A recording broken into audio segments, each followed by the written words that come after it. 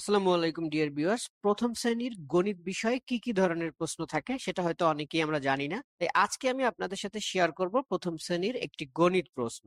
এই প্রশ্নটি দিয়ে আপনারা শিক্ষার্থীদের প্রথম প্রান্তিক বা প্রথম সাময়িক পরীক্ষার প্রস্তুতি নিতে পারবেন। ভিডিওতে প্রশ্ন নিয়ে কথা বলার পাশাপাশি প্রথম প্রান্তিক পরীক্ষার সিলেবাস বা বইয়ের কতটুকু অংশ পড়াবেন সেটাও শেষে বলা হয়েছে।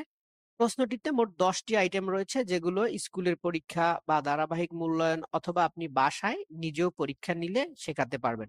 কিভাবে শেখাবেন সেটাও বলা হয়েছে ভিডিওতে। চলুন তাহলে শুরু করি।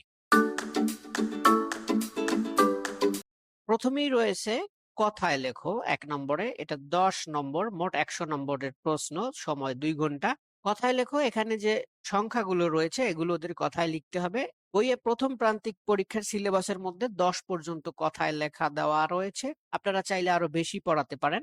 এরপরে ঠিক অঙ্কে লেখো, সেটাও কিন্তু এরকম ১০ পর্যন্ত। এর মধ্যে এখানে ২, ৪, ৬, ৮, ৯ এগুলো অঙ্কে লেখা ওদের শেখাতে হবে। এরপরে ৩ নম্বরে কম থেকে বেশি ক্রমে সাজাও। এটা ওদের শেখালে ওরা পারবে। এভাবে যদি প্রশ্নের মাধ্যমে ওদের শেখান, কম থেকে বেশি ক্রমে অর্থাৎ ছোট যেটা, যেমন ০, তারপরে ২, তারপরে ৪, তারপরে ৭, তারপরে ৮, এভাবে কম থেকে বেশি ক্রমে সাজাও ওদের শেখাবেন। বইতে কিন্তু এগুলো দেওয়া রয়েছে।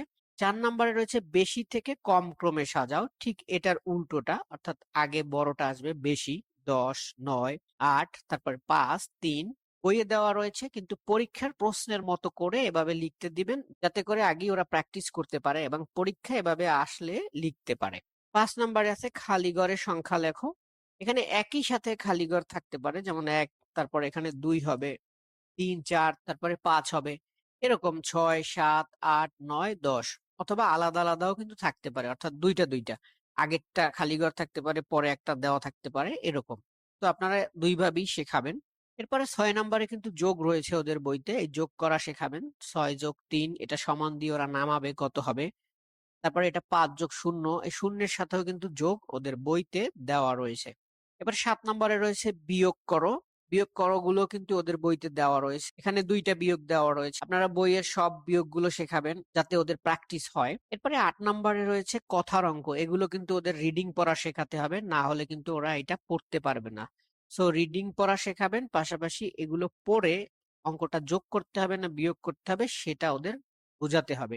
একটি গাছে ৪টি পাখি বসেছিল, পরে আরো ৬টি পাখি এসে বসলো, গাছে এখন কয়টি পাখি হলো, এটা যে যোগ করতে হবে সেটা ওদের বোঝাতে হবে। এরপরে ৯ নম্বরে রয়েছে দিয়ার ৬টি আপেল ছিল, সে ২টি আপেল খেলো, এখন কয়টি আপেল থাকলো, এটা যে বিয়োগ করতে হবে সেটা ওদের শেখাতে হবে, অর্থাৎ বাদ দেওয়াটা বিয়োগ। এরপরে কিন্তু ওদের জ্যামিতি রয়েছে, চিত্র অঙ্কন করো। ওখানে গোল আকৃতি, ৩ কোণ আকৃতি, তারপরে ৪ কোণ আকৃতি আছে। তো আপনারা এই সব আকৃতিগুলো আঁকা ওদের শেখাবেন, পরীক্ষায় এগুলো আসতে পারে। তো জ্যামিতি ছাড়া বইয়ের মোট পৃষ্ঠার ৩ ভাগের প্রথম ভাগ পড়াবেন প্রথম প্রান্তিক পরীক্ষার জন্য, এবং জ্যামিতিরও ৩ ভাগের প্রথম ভাগ শেখাবেন। তো এই ছিল গণিত প্রশ্নটি। যারা বাংলা এবং ইংরেজি প্রশ্নটি দেখেননি তারা সেই প্রশ্ন দুইটিও দেখে রাখবেন। সবাইকে ধন্যবাদ। আসসালামু আলাইকুম।